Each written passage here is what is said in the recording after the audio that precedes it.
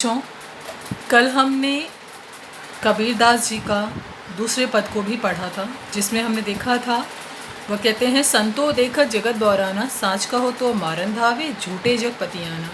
नेमी देखा धर्मी देखा प्रातः करे स्नाना, आतव मारी पखाहनी पूछे उनमें कछु नहीं ज्ञाना।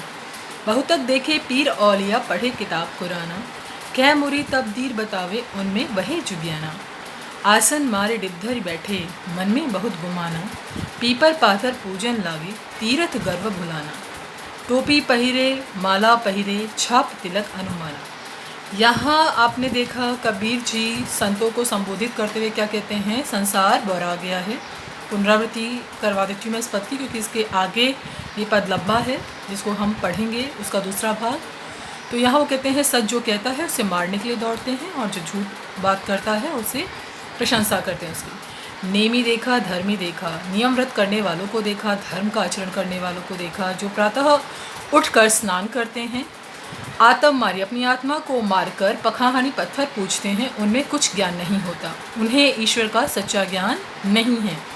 बहुत सारे पीर औलिया मतलब इस्लाम धर्म के भी धर्म गुरुओं को देखा है, जिन्होंने जो कहते हैं यह कहते हैं अपने अनुयायियों से कि उन्होंने कुरान को, किताब जो है कुरान उनका धार्मिक जो ग्रंथ है उसको पढ़ रखा है। क्या मुरीद तबदीर बतावे उनमें वही जो ज्ञाना, वह अपने मुरीद अपने शिष्यों को क्या बताएंगे, क्या ज्ञान देंगे, वही ज्ञान देंगे जो उनके अंदर भरा हुआ है। अर्थात अहंकार या हिंसा जो भी चीज़ें उनके अंदर होंगी, अगर गुरु अज्ञानी है तो शिष्य अवश्य ही अज्ञानी होगा। आसन मारे डिब्धरी बैठे मन में बहुत गमाना। अब यहाँ हिंदुओं पर कटाक्ष किया गया है कि आसन मार लेते हैं, तपोबल के आधार पर ईश्वर को प्रसन्न करने का प्रयास करते हैं, उनके अंदर अहंकार बढ़ता चला जाता है जितनी वो कठोर तपस्या करते हैं। मन में बहुत गुमानता अहंकार आ जाता है। पीपर पाथर, पीपल और पत्थर को पूजने लगते हैं, तीर्थ यात्रा में वह सब चीज़ें भुला देते हैं। टोपी पहिरे माला पहिरे छाप तिलक कहते हैं पीपर पत्थरों को पूजते हैं, ठीक है। वो कहते तीर्थ यात्रा करके उनके अंदर अभिमान भरता चला जाता है। टोपी पहिरे माला पहिरे छाप तिलक अनुमाना। देखिए, अगर जो इस्लाम है या हिंदू के धर्म गुरु हैं, उनकी वेशभूषा से हम ये अंदाज़ा लेते हैं कौन किस धर्म का अनुयायी है, क्योंकि टोपी धारण करने से अंदाज़ा जाता है कि इस्लामी हैं या हिंदू है, क्या है वही बता देता है। और जो राम नाम का वस्त्र अगर किसी ने धारण करता है पता चल जाता है वो हिंदू है। मतलब ऊपर से तो अपने आप को अलंकृत कर लेते हैं, अपने आप को अच्छे से सजा लेते हैं, लेकिन ईश्वर की भक्ति से वह विमुख हुए रहते हैं।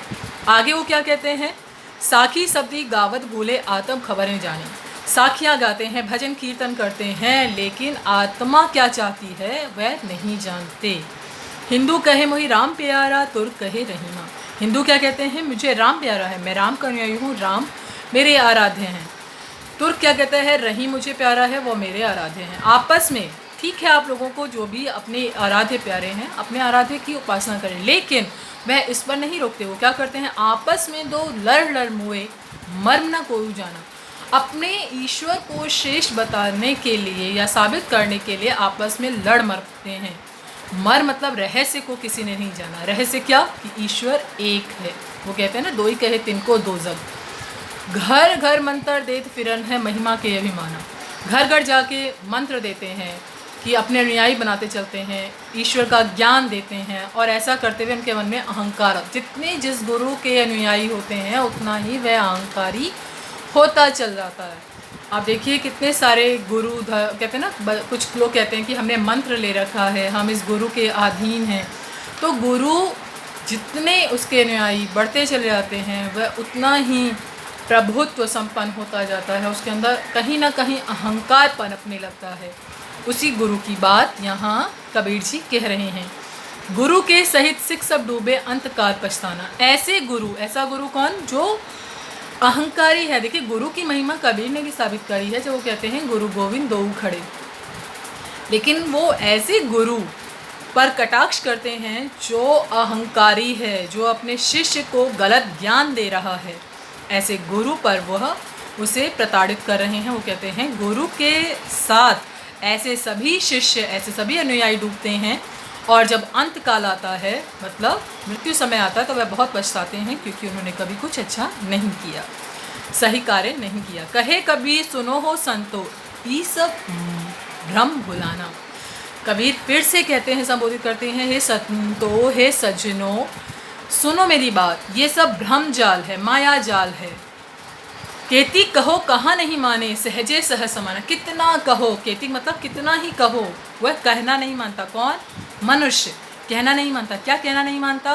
कि ईश्वर सहजे सहज समाना। जितना सहज हो जाओगे, जितना अपने अंदर के अंधकार, अज्ञान को, अहंकार को गला दोगे, उतनी ही जल्दी ईश्वर प्राप्त हो जाएगा। उसके लिए किसी भी प्रकार के आडंबर की आवश्यकता नहीं है।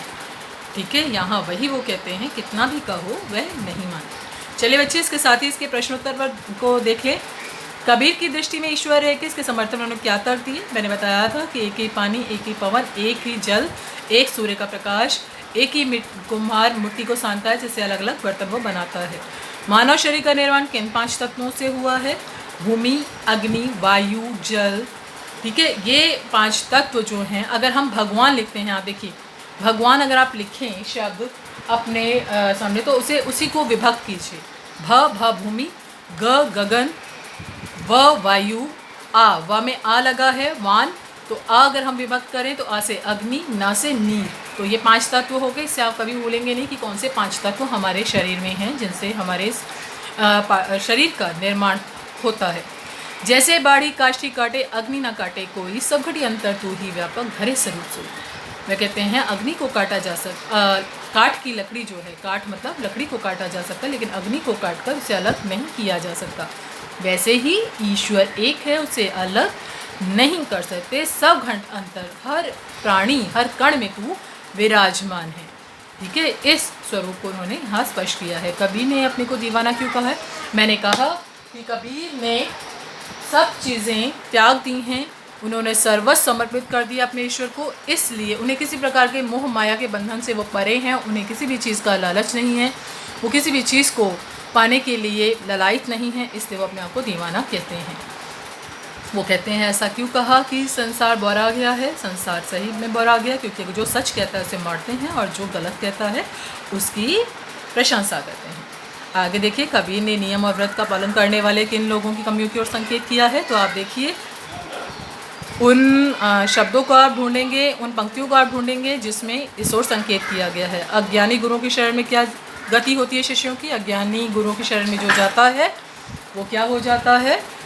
वह भी अज्ञान को ही अपने अंदर धारण करता है, उसी को आत्मसात करता है और अंतकाल में वह पछताता है। बाह्य आडंबरों की अपेक्षा स्वयं को पहचाने की बात किन पंक्तियों में कही? ये आप स्वयं ढूंढेंगे जो मैंने पढ़ाया है।